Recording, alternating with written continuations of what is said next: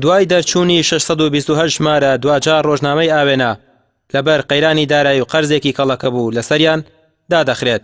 سەرنووسەری ڕۆژنامەکە دەڵێت چاوەڕوانی کۆتایی هاتنی گرێبەستێکن کە لەگەڵ ڕێکخراوێکی بیانی ئەنجامیان داوە و دوای دەرچوونی 8 ژمارەی تر ڕۆژنامەکە بەتاوایی دادەخرێت.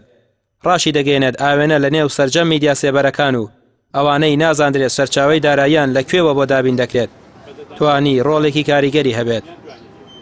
هۆکاری سەرەکی داخستنی ڕۆژنامەی ئاوێنە ئەگەڕێتەوە بۆ قەیرانە دارایی کە تووشی بووە. ئێمە لە چەند ساڵی ڕابردووە کۆمەڵە قەرزمان لەسەر کاڵەکە بووە. ئەگەر بەردەوام بین ئەم قەرزانە زیاترە بێ لەبەرەوە ناچار بوونی کە ڕۆژنامەکە ڕابگرین. بە تایبەتی ڕۆژنامەکە پێشتر کۆمەڵی سەرچاوی داهاتیە بۆ کە ئەو سەرچاوی داهاتانە هەمووی وشکی کردو.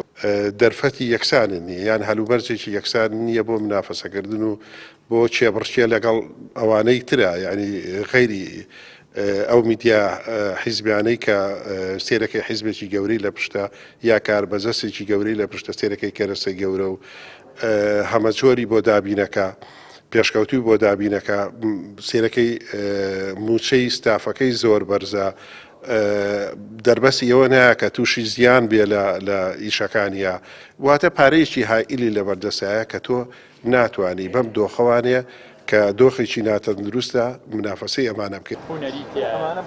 لە هەرێمی کوردستان سەدان ڕۆژنامە و میدیای سێبەر هەیە کە سەرچاو و داهاتەکانیان نادیارە. لەو لاشەوە ڕۆژنامەیەکی تر کە چەندین کەیسی گەندەڵی بەرپرسان و حیزبەکانی ئاشکرا کردووە لەبەر قەیرانی دارایی دادەخرێت. بەلای خوێنەرانەوە ئەوەش قەدرێکی گەورەیە لە ڕۆژنامەگەری کوردی دەکرێت.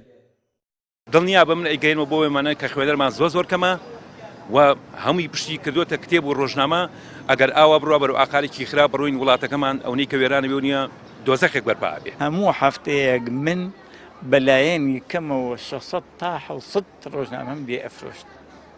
تقریبا 150 دۆست و برادێکم بوو لە بازارەکانە کە ئەبوایە بۆم دابنانایە ئەرشیفیانەکە هەڵیانەگرت. ئەمجا یەکێ لە هەرە ئیسیفادەکانی ئەم ڕۆژنامەیە ئەوە بوو کە باسی سلێمانی زۆر ئەکرد و باسی وەزەکانی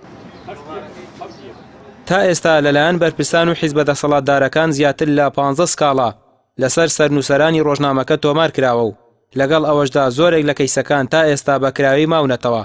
بەڵام ئەوان دەڵێن هەڕەشە و سکاڵای بەرپرسان کاری تیان نەکرد. دوجار قەیرانی دارایی و قەیرانی خوێنەر کۆتایی بە کاروانەکەیان دەهێنێت. ڕامی عوسمان کەناڵی ئاسمانی پێیام سلێمانی.